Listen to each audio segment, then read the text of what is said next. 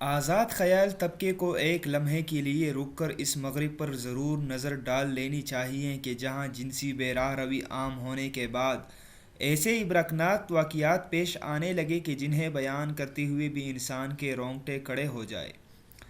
عبرت کی تازہ ترین مثال برطانیہ میں سامنے آئی ہے، جہاں ایک 11 سالہ بچے کو اپنی 9 سالہ بہن کی 2 بار عصمت دری کا مجرم قرار دے دیا گیا۔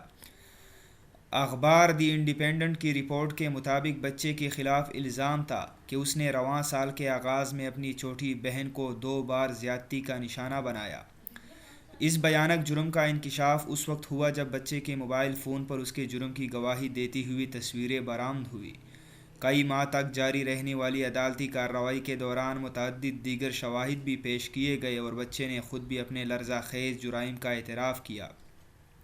عدالت نے اسے مجرم قرار دیتے ہوئے اس بات پر افسوس اور حیرت کا اظہار کیا کہ ایک 11 سالہ بچے نے اپنی ہی 9 سالہ بہن کی زندگی برباد کر دی تھی۔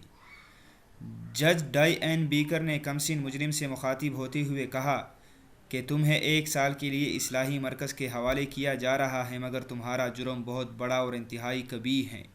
اگر تم اس قدر کم عمر نہ ہوتے تو یقیناً جیل جاتے۔